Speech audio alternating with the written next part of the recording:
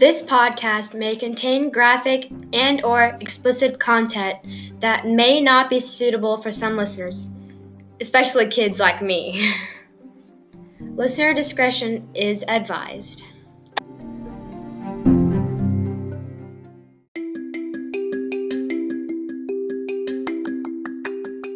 You're listening to the Real Life Podcast, brought to you by the Thin Blue Line for Women. In this podcast, we open up and talk about real life issues as they relate to first responders. It's raw, it's real, and it's about time. I'm Tamara, your host. Thanks for joining me.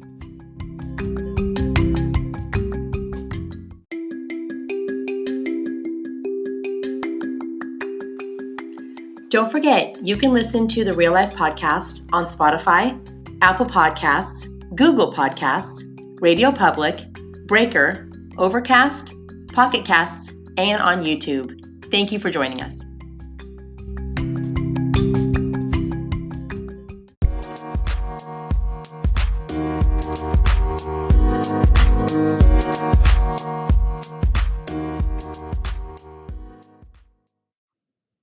Today I'm talking with Nicole, whose husband was killed in the line of duty in 2009 in Oakland, California.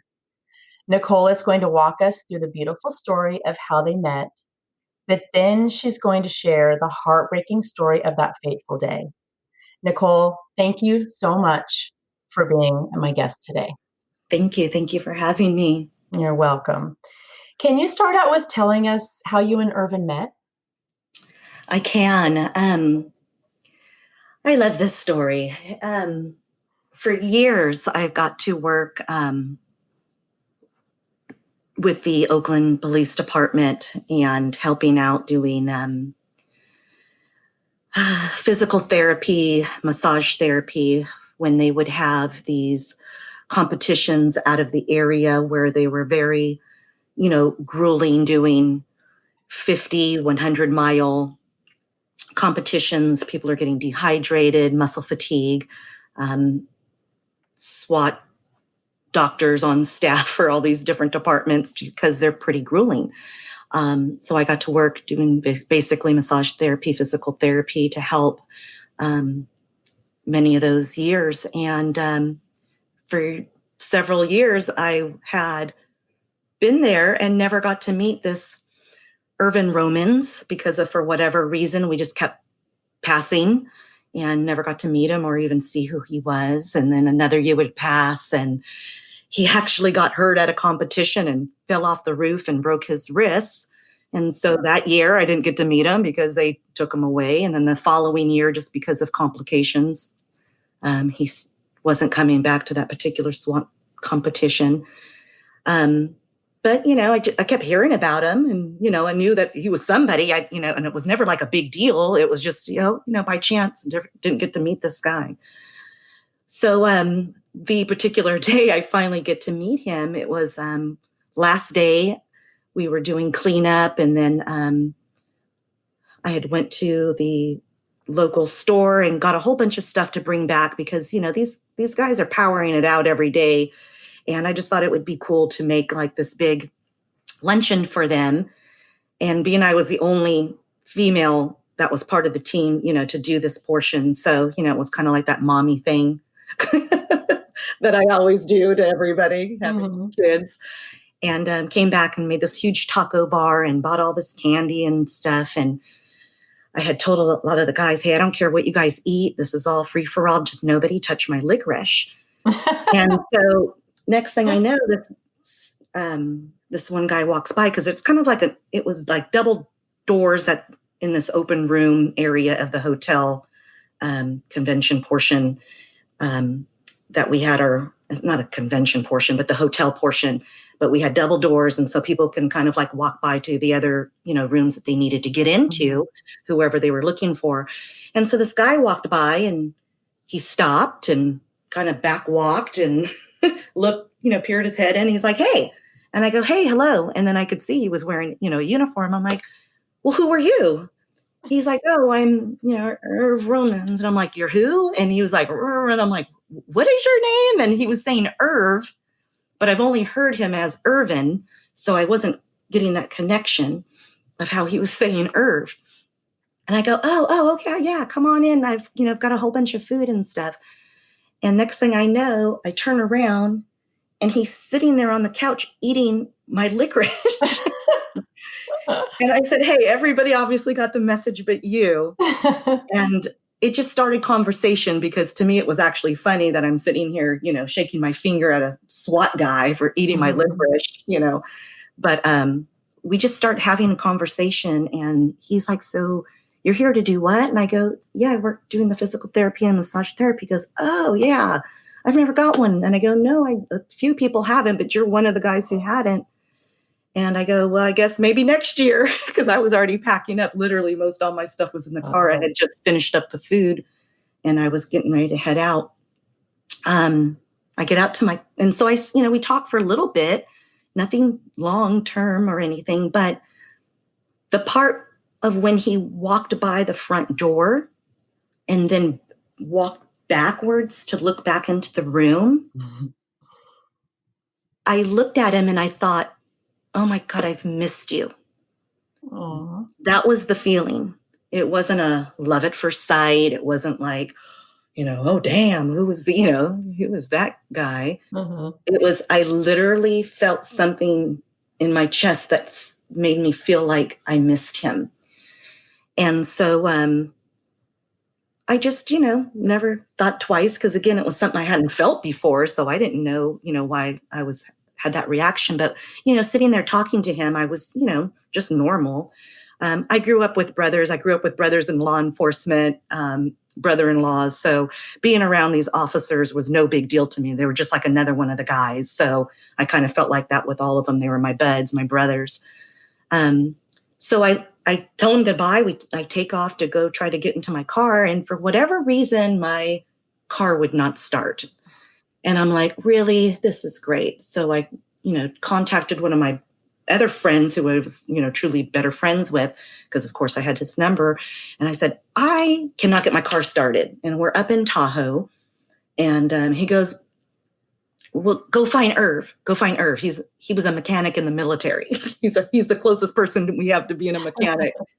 And I go, I don't have his number. And he goes, well, you'll have to just go find him. So literally I chomped around up there in that hotel, looking for him, asking everybody to find him. And eventually, with me asking everybody, he finally walks out and said, hey, I heard you're looking for me. And he had like this big smile, cocky, confident smile on his face. Like I was like looking for him. And I'm like, yeah, I need you to check, my engine. I don't know why I can't get my car started. Opens up the hood and tinker, something. And next thing I know, my car starts. So I have no clue what it was. And I just thanked him. Nothing major. I just, appreciated his help and, getting me to get down the hill so I can get home. Right. Probably about 2 to 3 weeks later, I was going down, and I lived in Sacramento at the time. So I was going down to friends' homes who were doing a really cool backyard party for their friends.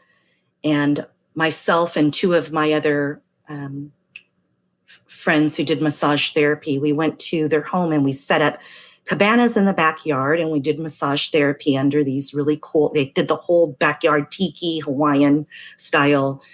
And I was heading down a little early because I knew I had a setup. And at the time I did have a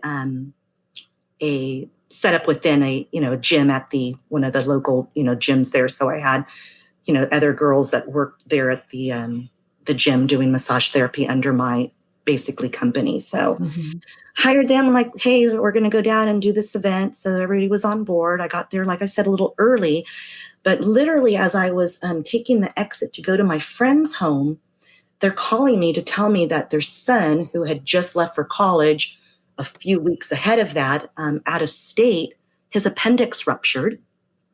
And he was really super sick. It wasn't, something that they caught fast enough. And so they were so concerned that they literally, called as many of their friends to cancel the party. They were just canceling me, letting me know they apologize. But they were literally going to head out to the airport and jump on a plane. And so no big deal. I totally understand. I had kids too. So of course I'm going to jump as well. So I'm hanging up with them. And now I'm in Danville, California, because I just drove from Sacramento to get all the way down there. Right. I hang up with them, and then I'm getting a really weird 510 area code calling my phone. Didn't know the number, but my friends in Danville had a 510, so I thought maybe they're calling me from a different phone number. And so I answer it, and he's like, "Hey, it's Irv." And I go, "Who?" Ervin Romans. And I go, "Hey, what's going on?" He goes, Aw. I never got to get that massage, and I was just wondering, if you're ever going to be in the Bay Area, would you be able to come, or I can come up to your location at the gym. And I started laughing, and he goes, "Is something funny?" And I totally remember. He's like, "Is something funny?" I go, "No, I'm just actually down in the Bay Area, and I've got my table with me because I just got canceled out from doing an event. Where do you live?" And he goes, "Well, I live in Danville." And I go, "I'm actually in Danville." He goes, Wow. and I go, "I'm on the freeway. So what exit are you?" He goes, "I'm Sycamore." And I literally was coming up to that ramp. I swear if I would have went 20 more yards, I would have had passed it. And so I literally swerve off the off the highway to take this Sycamore exit. And I go, "Okay, so let me pull over because I'm literally at Sycamore." He goes, "Oh, whoa. You mean like today?"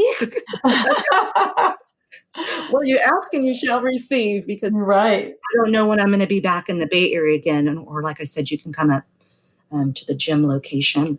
And he goes, "Well, yeah, just pull over at that gas station, blah, blah, blah. And let me call you back in just a few minutes." Because knowing him, he was probably needs to clean up his house. Or I think at the time it was, just tell his kids that somebody was coming over. So he calls me literally right back, and I get the address and I go to the place. And, I've been doing massage therapy at that time for many years. I've done in-home, I, do corporate. I had many businesses that I, go to, and of course work with the chiropractors and physical therapists. So, going to someone's home, it's never been a big deal. And then obviously I had already met him. He's a cop, I'm not worried or, feel awkward at all. Cause like I said, it's something normal. Mm-hmm. It was when I walked in with my massage table in a Hawaiian print tiki, shirt and shorts, because again, it was an outside event, that his teenage daughter is sitting there staring at me just like, okay. And what are you here to do? And I go, "Yeah, I'm here to do massage therapy for your dad." And she's, "Oh yeah, he just told me." But it was just her look. It was just that typical teenager giving me side eye. And I just thought, again, how funny, because of course I have a teenager, and, it just was like, it's kind of funny just getting their reaction. Anyway, here's the best part. I set up to do the massage, and he is on the table, I don't even think for 1 minute, and his pager goes off. And he's a SWAT team member. So he goes, "I have to check this page." And of course, this is when people had pagers. Mm-hmm. And I said, "No big deal." He's like, "Can you hand that to me?" I give it to him. He goes, "Yeah, I need my phone now." So I hand him his phone, and he calls and he goes, "Seriously? All right, no problem." He hangs up. He goes, "I am so sorry. We just got a SWAT call. I have to go." And so I said, "No big deal." Like I said, I was already in the area, and seriously, it was like no big deal. So he gets off the table.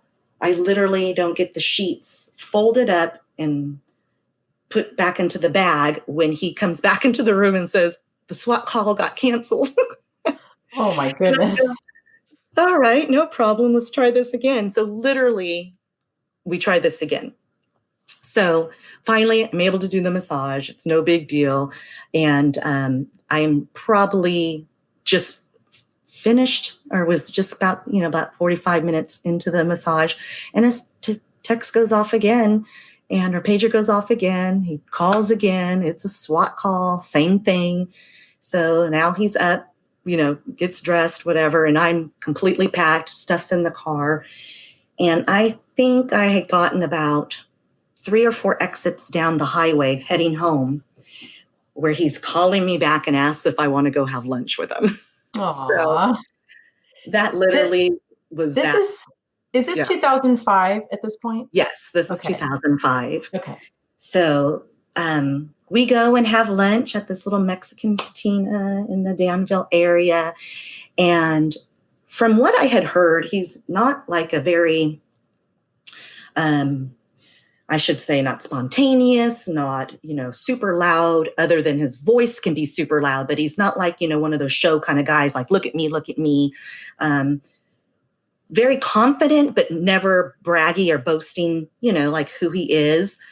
We're talking about a guy who was maybe 5'7.5" in his boots, but he was a Marine. So he had a great statue about his confidence that way, but he was never cocky or show off. So when I went to say yes to have lunch with him, I was expecting more of not a timid person, but somebody to, not be, and he wasn't aggressive. I don't even know the right wording to say, but when I got my food and we sat down at the table, he sat next to me in the booth, and it was a booth. He could have sat across from me. Right. So all of a sudden, now I've got this warm, fuzzy blood thing happening in my veins. And I'm like, oh my God, why am I feeling like this? I don't need this in my life right now. I like being single. I just want to be single. And, I kept telling myself, I know when I got my stuff together, the right thing will happen in my life, because that's just how I am. But it must have just been that time, because from that moment, it was just very powerful and real and genuine. And, I know when something is new, everything's always amazing and great and exciting, and that's how it should be. But I had that with him to the intensity of that same thing I have to go back to was, this is familiar. This is something that I feel safe. This is something that I have not had with someone I've dated in the past. Not that feeling of, I'm okay with you. Like, I don't have to in my head go, what's wrong? What issues are something's going to come up because you were divorced. What, baggage are you holding on to? I've got kids, are you going to be worrying about, my, baby daddy and all those things? People work with me. Yeah, right. New relationships with people. And it was never that. It just, again, just like, gosh, if I could go back and did I meet you in my teen years? Why do I feel like I know you so well? Wow. And we were finishing sentences of each other, sitting there having that lunch. And again, one of those things I had never had in my life with someone. So again, thought it was really super cool. But again, I'm trying to play it cool with this guy who's playing it very cool. And we walked to the car, and I got a sweet kiss on my cheek. And he said, I definitely want to see you again. And I said, of course. Well, that ended up being the next day. I ended up seeing him again. And my friends who had me not do their massage party event asked me to come house sit and dog sit because they couldn't find anybody last minute for their dog. So their poor dog at that point almost went 20 hours without food or something. And so, of course, I went back down there, and I let Ervin know I was coming back down there. And so that's how I got to, see him, so soon again. And I think we just did the back and forth thing from Sacramento to the Bay, so many times. So this is the other cool thing. My girlfriend was having her 30th birthday party, and she was having this all white party, when people do the all white outfits and stuff. And so I had asked Ervin to go with me, and he said, of course, let's do that. And that was probably a whole 10 days before her party. And he said, of course. So I said, well, make sure you go have something to wear. And he's like, I'm not wearing white pants. Guys do not wear white pants. I said, no problem. Wear whatever color. So he found a white shirt. And then I don't know what it was, but there was just something that just kept tugging on both of us, because as much as I was feeling like I don't ever want to not be with this person, he was saying and feeling the same thing. And we decided to go to Tahoe about 4 days before our friend's white party. And we went up and spent a day or two up there. And we came back home, and we had talked about up in Tahoe, like, I want to like be with you. I want to like be with you. Like forever. But not like we weren't saying marriage, but it was just like, okay, let's just be boyfriend, girlfriend. And again, those words didn't come out, but that's kind of, what we meant, because we were too big, too grown to say boyfriend, girlfriend. So I want to be with you. So we leave Tahoe and had already talked about this. My girlfriend's party wasn't until later that evening, like I think a silly 8 p.m. start time. And we literally said, let's go get married. It was Saturday, and it was the same day of my girlfriend's party. And he's like, we're going to go get married. He called his best friend. I called my best friend. They were both blown away, but they got into the cars. I had my car and he had his car. And the reason that we drove separately was my best friend drove with him and his best friend drove with me. And those two had talked, because actually they had already met just within that time frame of us meeting. They had already met, and they thought we were both crazy as can be. And his buddy tried to not talk me out of it, but he was asking me questions, and he was asking me serious questions, and this is for real. Like, you can't just do this. This is like a real paper you're going to get. And my girlfriend saying, Nikki's already been hurt. She's been through this kind of stuff. And, she's just one of these that will give you everything if you are good to her, so they both got out the cars, and he tells Ervin, yeah, I totally support this. And she tells me, I'm standing by your side.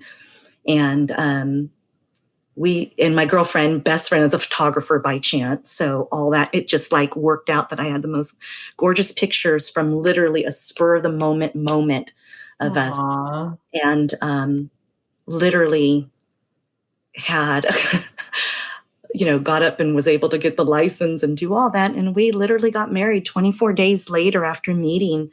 And I got the most amazing 3.5 years of something truly, truly amazing. And, it's one of those things that I can always look back and say, God, that was so crazy, but it was the best decision I had ever made in my life, just to truly get that love from somebody that, having a knight in shining armor, people only wish they could have that. I mean, this man was that and much more. And then to blend with him and 2 kids, and with me and 2 kids, we both had a boy and a girl. And for our children to just instantly connect with each other like they were brothers and sisters. I think it was his kids needed a mom and my kids needed a dad. And there's this amazing man and a woman who could come together to give those kids also something, which made him just love me more and made me just look at him in just such a different light, because I didn't have it and he didn't have it either. And so we brought a family together so instant that needed each other. And to this day, those kids are my heart and soul, his children. And That is such a sweet story, Nicole. I love it. And it's just something I will always forever miss, to know what more could have happened, what more could we have done as a family. No, I read your story in the book that was written by retired law enforcement officer Donna Brown. The book is called Behind and Beyond the Badge. And you told her your story. And I read that, but hearing you tell that with your own words was so much better. I loved it. Thank you. Oh, thank you for sharing that. We're going to take just a quick break. And when we come back, we're going to listen to Nicole tell us the story of what happened on that fateful day, March 21st, 2009. We'll be right back.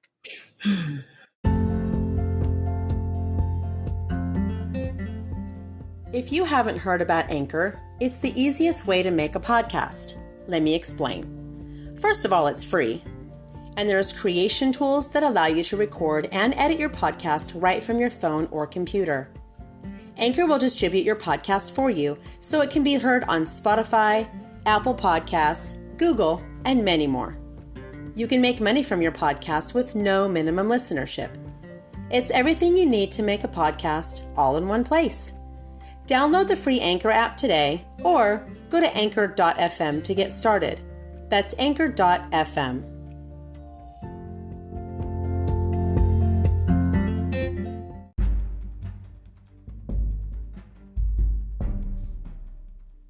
Are you interested in CSI or forensics?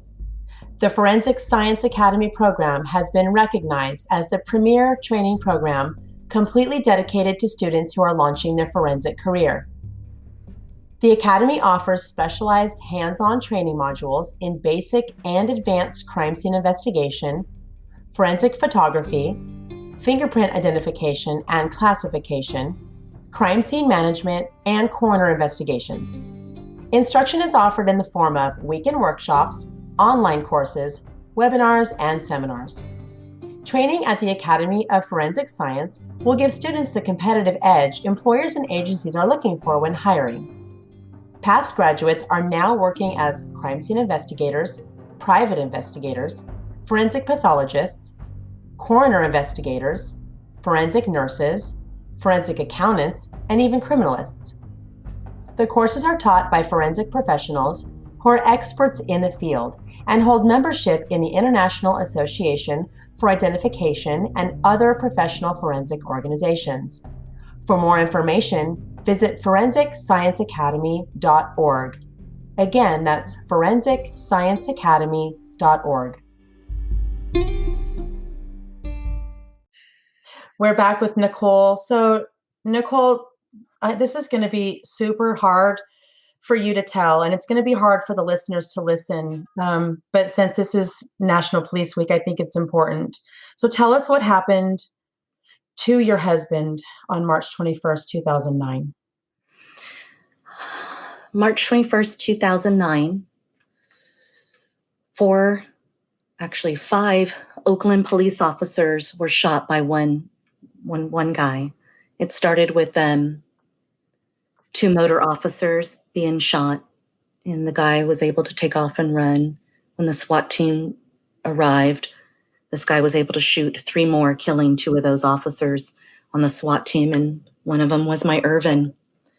That day started so incredibly different than any day in my life, because it started out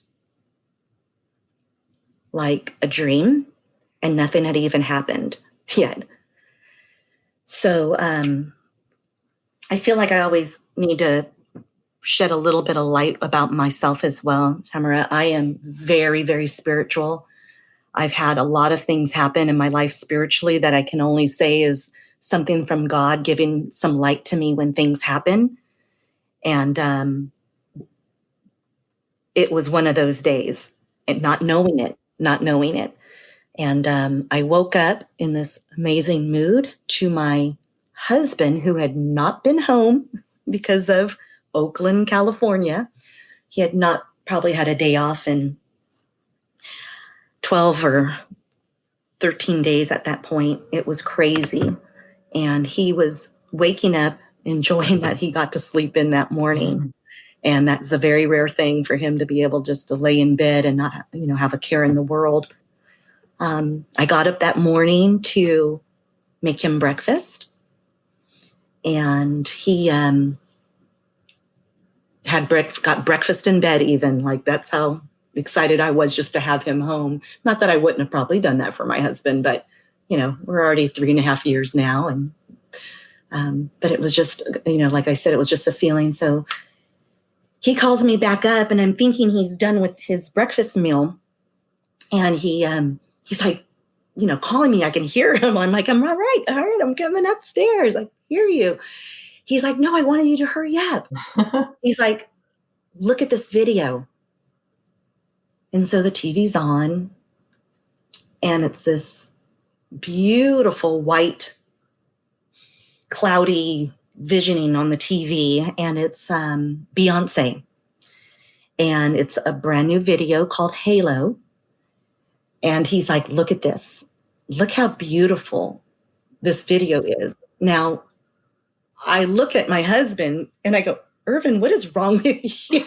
Because first of all, I didn't even know he knew who Beyonce was. He was more of a country rock and roll kind of guy. And Beyonce was very new to having solo career at that time, but had already had, album out. So again, I wasn't expecting him that, but as I'm looking at this video, I'm very mesmerized by it. And it was beautiful. It was so angelic. And, I see how she's looking at this other guy and this other guy in the video and the way he's looking at her. And he goes, that's you. And that's me, and I like, look at her. That's you. And now I'm looking at him again. I'm like, honey, that's very sweet. And I'm like almost laughing at him because, again, that's just not how he talks at all. Not that he's not romantic or sweet with me, but just him looking at it, I could see like starry eyes with him. And I said, all right, babe, you are so sweet. And, I was thinking, he must want me to come stay up in the bedroom with him or something because all right, sweetie, you're putting it on pretty thick. But I, end up taking his stuff and I go downstairs and he, he's downstairs now and he's like, hey, hon, let's go to the mall. Let's go to the outside. Let's go to that outside mall in Walnut Creek. Well, now I almost exorcist head turn around to look at him because Ervin Romans and mall do not equal anything ever in the same sentence. I don't think he had been to the mall maybe once. And that's because we had to find him something, not because, he really wanted to go. And so I go, are you okay? He goes, you know what? I feel good. It's just a good day. I don't know if I got enough. I obviously got enough sleep. And so he goes, let's get Justin. And at that time, only Justin was home. He was our, out of the four, he was the third in that group. And my daughter, Kimberly, the oldest, was out of the country. She was going to be trying to study abroad, but for whatever reason, it wasn't working out. So her and her then-time boyfriend had made it to New Zealand because she was going to be in London for school. And they had made it back to New Zealand. And then within a day or two, they were going to head back to the States. Christina, our second oldest, had just moved out on her own. And Justin, high schooler, was with us. And Cameron was normally with us, but he was visiting his dad that day. Actually, he was with my sister that day. Sorry. He was with my sister up in Sacramento that day. So it was just Justin, Ervin, and I. So I'm like, hey, Justin, your dad wants to go to the mall. So why don't you get dressed because you're never going to hear this again. So make it quick. And so I can hear him getting dressed. And then Irv is like, hey, while he's getting dressed, let's go up to the gym. I need to go get some protein powder. One of the guys called and said it was on sale. So we told Justin, we'll be back in 15 minutes because the gym was literally that close. For whatever reason, my husband thought, I guess, protein powder was going to be forever gone for the rest of our lifetime and bought like 20-gallon containers of protein powder. So I literally had to have Justin come to the car to help us unload all this protein powder back into the house. And that's when Justin tells his dad, do you realize you left your pager and it's been going off like crazy? He's like, damn, I didn't even realize I didn't have it with me. Plus, it's Ervin's day off. And so maybe he just wasn't being mindful, but SWAT team guys always have their stuff on them. So he is now hearing the pager beeping, but his cell phone's also ringing, but he goes towards the pager first. And he goes, I have 20 pages on here. And so he hurry up and goes and missed the phone ringing, but he redials the number because it was something obviously he knew. And now he's like total different voice. I almost felt like there was some energy that was draining out of him because of the way he walked away. He went into a harder step. And I can just remember hearing him going back up the stairs as he was talking.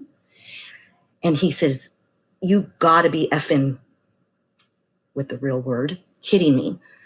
He's like, all right. And he comes back downstairs and he goes, we just had 2 motor officers shot execution style. He goes, I have to go. And I said, my God. At this point, when I had been with him, I remember line of duty deaths out of the Oakland area because, again, having friends with the Oakland PD and knowing them for so long, I remember when one of their officers was shot and killed, unfortunately, by someone also on Oakland PD. And I remember how hard that was for them. And then right before this, there was a Richmond police officer that was killed in the line of duty in a car crash. So I remember my husband going to that funeral. I didn't go with him, but I just remember him going, and that was Officer Brad Moody. So I'm going like, oh my God. All right, well, you've had other SWAT, and I'm saying this in my head. I'm not saying this to him. And I'm thinking, well, he's had other SWAT calls, so he'll just, go about business as usual. And my brothers were on the SWAT team, and, one of my brothers was actually hurt on duty. And again, even being married to an officer, I never worried because though I had brothers on patrol and a brother-in-law at the time, and like I said, my brother actually getting hurt on patrol, he was okay. So there wasn't that, oh my God, something could happen to Ervin.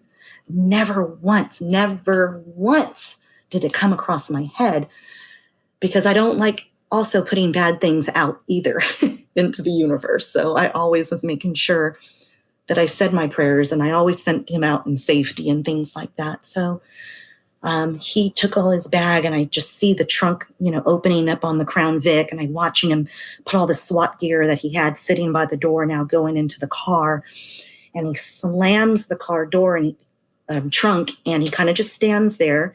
And I see him take this deep breath, and he comes into the house, and he just gives me a quick kiss. And, I gotta go. And I go, I know you do. And I said, be safe. Why I said be safe, I don't know. And for whatever reason, I walked out. And so, after he gave me that kiss, I just, for whatever reason, followed him into the car. And I proceeded to kind of walk as the car was driving away. At the time, we lived in a townhome complex. So, each place was still individual. So we had a long drive down this corridored area or drive area.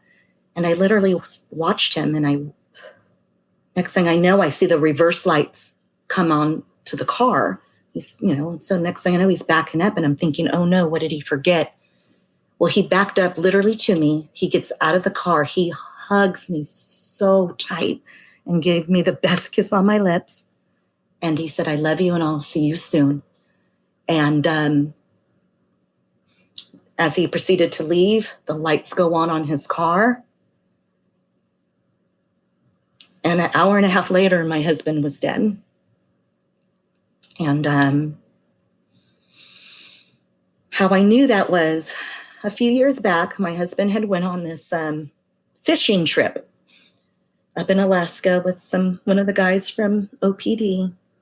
And they got chased out of the area, actually one time off the river by bear. So he came back stating that I'm going to buy this Smith & Wesson. It was this huge barreled Smith & Wesson. And I'm going to buy one of these. I go, why do you need that? He goes, well, either I'm going to die in a rain of gunfire, or I'm going to be shooting my way out with one of these bears. And I got to be prepared. And I go, well, I don't like either of those scenarios. And he goes, we never really, talk about this stuff much, but, all those times you would call and, if I don't answer, everything's all good because that means I'm working. I go, yeah. He goes, but honey, it's when they come to the door, I'm dead. And I said, seriously? He goes, yeah, it's just kind of like the protocol. And again, being on SWAT, being that he was on the crime reduction team with Oakland, meaning he's part of the squad that's jumping out on drug deals going down and chasing guys, he wasn't out writing parking lot tickets, with what he was doing. So there was always that chance that something could happen. But, there was just times I would call just to make sure, like, hey, this is going on tomorrow. Do you think you're going to be off in time? Nothing like I'm checking in on you. It was just more about, hey, you think you'll be home. Mm-hmm. The life of a police officer when you have family. So an hour and a half later, one of the Oakland police officers, who by chance is one of our neighbors, so again, someone who is a friend, she is at my door, and we had a clear glass door there. And I just knew she was not coming over to chitty chat. I just instantly knew by her mannerisms that something had happened to Ervin. And I actually started screaming for Justin. Justin was 17 years old at the time. And I told him, come down here, come downstairs, come down here right now. And at the same time, this officer, Espinoza, was telling me to open the door. And I said, no. And she's like, open the door, Nikki. I need to talk to you. And I said, no, because I knew if I opened that door to her, she was going to tell me something that she could not take back, that I could never unhear. And as Justin's coming downstairs, I finally open it, and she's like, you have to get into the car with me right now. And I said, how bad is it? She goes, Nikki, just get into the car with me. So I told, we had dogs at the house, and I said, lock up, the dogs. And we jump into her car. And what I didn't realize that she just only drove us down the street. We get to the overpass, which is less than a half a mile from our home. And there are California Highway Patrol officers there with lights on. She's like, we're getting into the car with them. She pulled her car over to the side, and she jumped in the front seat of CHP. Justin and I got in the back seat. And to this day, I do not know how we were not in a car crash the way that officer drove to get us there. But I was still in a feeling of feeling safe, though I felt like we were literally over cars and, like we were on the guardrails. I don't know how we got there in one piece. But we got to Highlands Hospital. And as we are driving up to that hospital, there was a sea of officers standing on each side of the driveway entrance area to the emergency room. And I never seen grown men cry before like this. Not this many people. And people that I knew, faces that I knew, female officers, friends in uniform, not in uniform. I can see every single one of their faces, and no one would look at me. And then when we parked there at the emergency room door, it was just like everything stopped. The door opens, and it was Ervin's best friend, the best man at our wedding, who was also an officer there at Oakland. And the only words he said was, Nikki, he's dead. He didn't say, Ervin's dead. He just said, he's dead. And of course, I knew who he meant. And I've got my 17-year-old with me. Though he's not my blood child, that's my son. Mm-hmm. And I just went into mama mode. Something kind of protects you. I think that's God, again, trying to just save you at that moment, because all I think I probably wanted to do was just die right there too. But I had this young man standing there who literally drained to white when our friend told us that. And I know you probably know them, but I had some really good friends at the time who I had already called, Manny and Martha Rivera from Sacramento County PD. I grew up with their sister. So Manny's sister was literally my best friend, and still is to this day. And my best friend, she was actually in San Diego at the time because she was just diagnosed with breast cancer. And I had been going back and forth with her, with her chemo treatments, and really probably had only been home for probably 10 days at that point before Ervin was killed. So I had called Manny and Martha because I knew they were going to hear on the hotline that some, officers were down. So I had called them in the meantime to tell them it's not Ervin. He just left. Everything is good. Everything's okay. And they were like, besides my two brothers, one was El Dorado County Sheriff's at the time, and I had another brother retired from out of Sac County, or who had left Sac County. I called Manny and Martha next, and I told them what happened. And I know I was in that hospital for a little bit, but Manny and Martha got from Sacramento to be with me at Highlands Hospital in probably 45 minutes. And for anyone who knows the distance between Sacramento and Oakland, it's not a 45-minute drive. So that's how fast I had my blue family, my non-blood, but blood family, my sibling brothers, with me to be by my side and by Justin's side. Ervin was covered up completely when I got there because my husband was shot in his face, and they went through his the front of his eye and blew out the back of his head. So I had my oldest brother confirm who it was. I didn't want to ever see him that way, so I never got to see my husband until his funeral service because I wanted him semi to what I remembered. Mm-hmm. And that never happened. So having to tell my daughter in New Zealand, having to call my stepdaughter, Ervin's daughter, Christina, probably the second hardest thing you have to do, especially because the kids aren't there and you can't do it in person. Mm-hmm. And so I had to have other people tell them for me, and just because I couldn't get the words out. Were all 5 officers shot that day? They were all at that same hospital? Yes. So one of the officers was actually shot through and through his shoulder, and actually I believe also in his helmet, and he survived, thank God.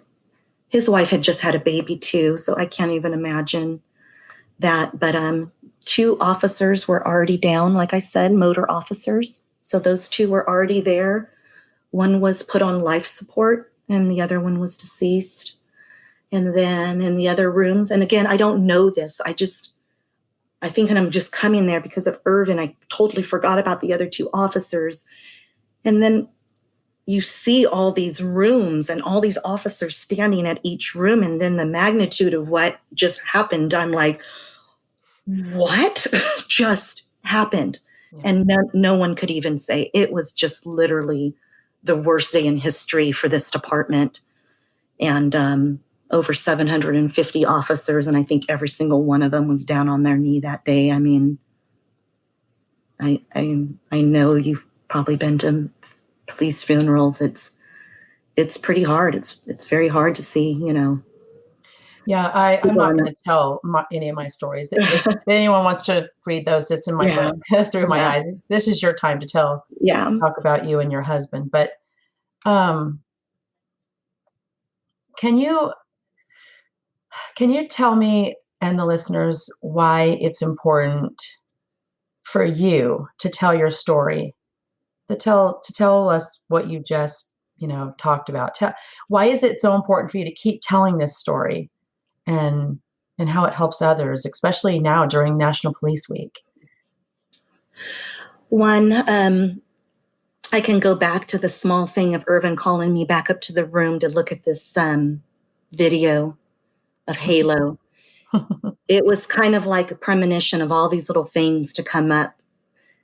I had always felt like at that point, because I was in such a great place finally in my life with a good person, like I was living a no regrets type of life with Ervin, and that's how we lived. And why I bring that up is that video, Halo, of all things, standing in the light of your halo. I've got my angel now, and an hour and a half later, my husband is dead. Yeah, I have to go think that again. Sometimes There are things just so out of our control and we will never understand them. And it's called life. That I'm not trying to tell people who are widows in this world, or police officers' wives, that this is your fate, that these are things that could happen to you or your family. What I want them to take from this as police wives is that you have to learn that this is a job that is not up to them how it goes, and that you do have to live the best day each day with them as much as possible. And when there's days at their home, you take advantage of those days, and you just love your cop. You just love your officer as much as you can, because now, though I have many police wife friends, I have more survivor widow friends now, because I belong to a group of women and men who have lost their spouses in the line of duty. And we get together, Police Week, memorials, to honor these men and women. And it's now up to me that I'm 11 years from that time that this happened, that I come back and that I sadly have my hands out to welcome these spouses and to let them know that they are not alone. That, believe it or not, I have walked in your shoes. It might be a little slight detour on that journey of some things, but it's the same road. And I completely understand. And it wasn't until then, when I had went to Police Week and met these survivors, that there were someone else exactly like me that I could actually lean on and depend on and know that they would be there as I was going through this. Police Week is that time where we get together and honor those fallen officers from the previous year into this new year, and those officers' families. And they are there, and I can only remember how I was. They're like deer in the headlights. They are just walking around numb. They are walking around being guided from this and that, and until they, I think, connect with another real survivor, that they're going, oh my God, and they almost like exhale when they meet one of us. And that Police Week is to honor and to show our respect for the officers who passed. But for us survivors, it's our way to honor the new families coming in and to give them that chance to exhale maybe one time since their officer passed away. And I know so many amazing widowed spouses that do this regardless of what's going on in their life, just to be there for these other new survivors. And they're amazing. They're an amazing support group. Yeah. So National Police Week, this is a very important week. Obviously, we remember the fallen all the time, every day throughout the year, but this is a very special time that we come together and recognize those who have fallen, serving their communities, just serving, doing what they were called to do. So the story you just told us is in the book Behind and Beyond the Badge, again, written by retired law enforcement officer Donna Brown. So those of you listening, if you'd like to grab that book, it is on Amazon. Now, we're not going to have time to go into your story further, but you are remarried, correct? To Officer Tyler Hall? Yes. Okay, yes. So Donna Brown also wrote a story, Officer Tyler Hall's story, and it is in that same book. But is it in part 2 or is it in volume 1? It's in volume 1. We're different chapters. Okay. And she started it with his chapter first because of her knowing, Tyler. Okay. And it was another officer actually in the department that said, you have to contact Tyler because, wow, does he have a story? Wow. And that story, real quick, is Tyler's cousin was also killed in the line of duty. Okay. 1 month before my husband. Oh, wow. Okay. And so Tyler got mine. Interesting. Yeah, so that's in the story of how we met. Yes. So all of you people listening right now, go get Behind and Beyond the Badge, written by retired law enforcement officer Donna Brown. And you can you can read Officer Tyler Hall's story in that book, as well as Nicole. You can read her story as well. But I want to thank you for coming on my podcast and being my guest. It's very difficult to talk about this story, I'm sure. Yes. You had me in tears. I had to pause a few times and mute my thing. So, but thank you. I really, really appreciate you coming on. You have a great story. I'm glad you told how you guys met. I think it's beautiful. It's wonderful. Yeah. And I'm glad that you found love again with you. Tyler. So I appreciate that. Thank you. And I appreciate you welcome. letting me say Ervin's name and to keep my Sergeant Ervin Romans' name in God's light. So thank you. Absolutely. I know that we only read the names of the prior years, but yeah, say his name again. Sergeant Ervin Romans. Yeah, he passed away March 21st, 2009, serving his community in Oakland, California. Thank you, Nicole, for telling your story. Thank you so much, Emma. Thank you.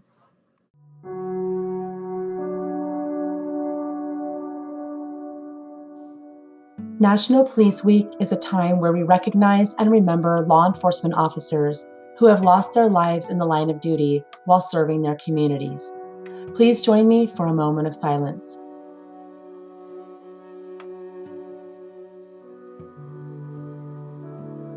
Thank you for joining me in this moment of silence. I'll see you next week.